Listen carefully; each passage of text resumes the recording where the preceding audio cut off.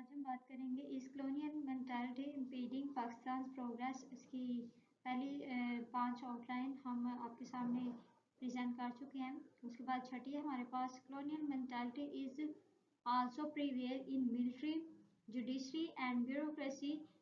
Big sector is as responsible for the successfulness of the Pakistan, but they are corrupted military in using the techniques of the British and corrupted judiciary use regime changing decisions by the West, and bureaucracy is mostly self-interested instead of the whole country.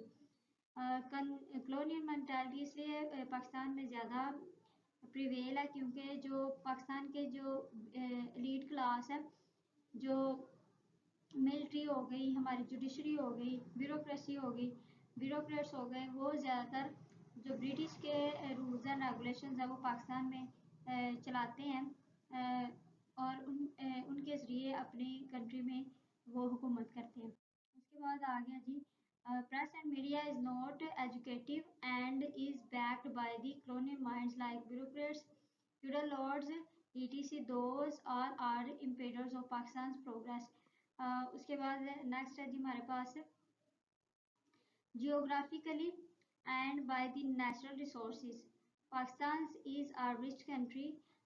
Geographically بھی پاکستان بہت اچھا ہے اور natural resources بھی پاکستان کے اندر بہت زیادہ ہیں. جیسے ہم گلیشیئرز دیکھیں، نمک کی کانیں دیکھیں، کوئلے کی کانیں دیکھیں، پاکستان میں بڑی زیادہ ہیں. فرٹائل کنٹری ہے، یہاں پہ گندم بڑی اچھی ہوتی ہے، گنے بڑے اچھے ہوتے ہیں، باقی جو دوسری چیزیں ہیں وہ بڑی اچھی ہوتی ہیں.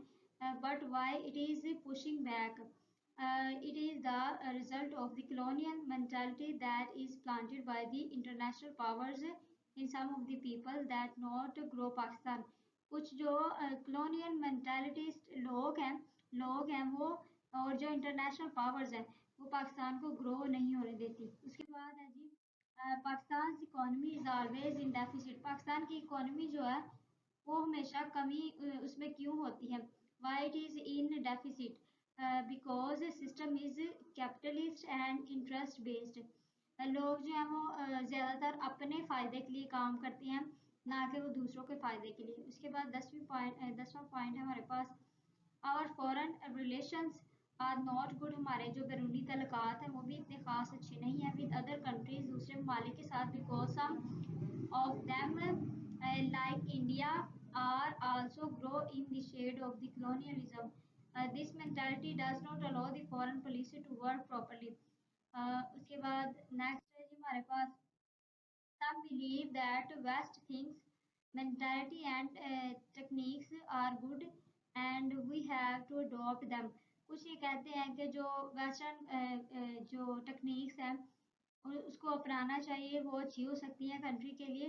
indirectly they are asking to regulate colonialism in the minds of the country people, which will give result in the shape of impeding country instead of the use of our own culture, clothing and education.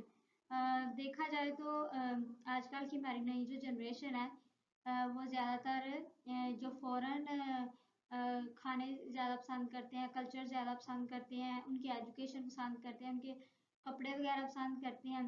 اور یہ جو ہے وہ elite class ہی afford کر سکتی ہے، جو poor people ہیں وہ افورڈ نہیں کر سکتے.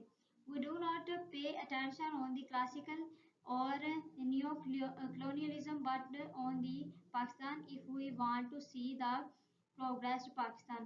اگر ہم پاکستان میں ترقی کو دیکھنا چاہتے ہیں تو ضرورت اس بات کی ہے کہ ہم اس طرح کا سسٹم لے کر آئیں جس میں ہم ایلیٹ کلاس کو بھی اور جو کامن پیپل ہیں مطلب پور کلاس ہیں ان دونوں کو ایکول رائٹس دے سکیں، ایجوکیشن کا رائٹ دے سکیں. اس کے بعد جیسے ہاسپٹلس کا رائٹ جو ہے وہ دے سکیں. اگر وہ فوراً جو ہے اپنا بھی رہے ہیں، جو ایلیٹ کلاس ہے فوراً جو مینٹالٹی ہے یا ان کی ٹیکنیکس جو ہیں وہ اپنا بھی رہے ہیں تو اس طرح اپنانی چاہیے تاکہ جو ہے نا ملک کی سارے لوگوں کو فائدہ ہو، چاہے وہ غریب ہو چاہے وہ امیر ہو. اس کے بعد بس اتنی ہے. اس کے بعد تھینک یو.